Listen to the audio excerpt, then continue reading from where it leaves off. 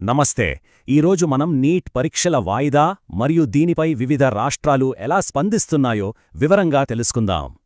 అయితే అకస్మాత్తుగా జరిగిన ఈ జాప్యం వల్ల తలెత్తిన సమస్యల నుండి విద్యార్థులను గట్టెక్కించడానికి రాష్ట్ర ప్రభుత్వాలు ఏం చేస్తున్నాయి? అసలు పరీక్ష రద్దు దగ్గర నుండి జూన్ 21న కొత్త పరీక్ష తేదీ వరకు జరిగిన ముఖ్య పరిణామాలను ఒక్కసారి గమనిద్దాం. ఇక్కడ మనం గమనించాల్సిన మరో ముఖ్య విషయమేంటంటే, ఒకే పరీక్ష కోసం రెండుసార్లు ప్రయాణించాల్సి రావడం వల్ల పెరిగిన ఆర్థిక భారం. రెండోసారి బస్సు ఛార్జీలు పెట్టుకుని పరీక్షా కేంద్రానికి వెళ్లే స్తోమత కూడా మాకు లేదు అని చాలామంది విద్యార్థులు ఆవేదన వ్యక్తం చేస్తున్నారు. నిజంగా ఈ హఠాత్ పరిణామం పేద మరియు మధ్యతరగతి కుటుంబాలకు చెందిన విద్యార్థులపై చాలా తీవ్రమైన ఆర్థిక ప్రభావాన్ని చూపుతోంది. సరిగ్గా ఈ సమస్యను గుర్తించిన పంజాబ్లోని ఆమ్ ఆద్మీ ప్రభుత్వం వెంటనే విద్యార్థుల కోసం ఒక కీలక నిర్ణయం తీసుకుంది.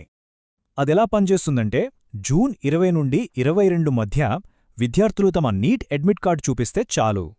అవును, పంజాబ్ రాష్ట్ర వ్యాప్తంగా ప్రభుత్వ బస్సుల్లో ఆ విద్యార్థులు ఎక్కడికైనా సరే ఒక్క రూపాయి కూడా చెల్లించకుండా ఉచితంగా ప్రయాణించవచ్చు. ఈ 3 రోజుల ఉచిత ప్రయాణ అవకాశం అభ్యర్థులు ఎలాంటి అదనపు ఆర్థిక ఒత్తిడి లేకుండా వెళ్లి రావడానికి అద్భుతంగా సహాయపడుతుంది. సహజంగానే విద్యార్థులకు మేలు చేసే ఈ స్థానిక నిర్ణయం క్షణాల్లో జాతీయ స్థాయి రాజకీయ చర్చలకు కేంద్రబిందువుగా మారిపోయింది. దేశ భవిష్యత్తును తాము పట్టించుకుంటున్నామని రాష్ట్ర ప్రభుత్వం అంటుంటే, అసమర్థత మరియు పేపర్ లీకేజీలపై కేంద్రం మీద తీవ్రమైన ఆరోపణలు వస్తున్నాయి.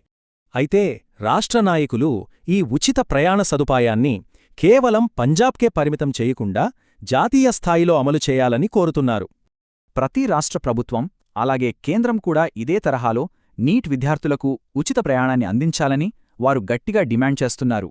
చివరగా ఇక్కడ ఒక ఆసక్తికరమైన ప్రశ్న: తీవ్ర ఇబ్బందుల్లో ఉన్న విద్యార్థుల కోసం మిగతా రాష్ట్రాలు కూడా ఈ విధానాన్ని అమలు చేస్తాయా?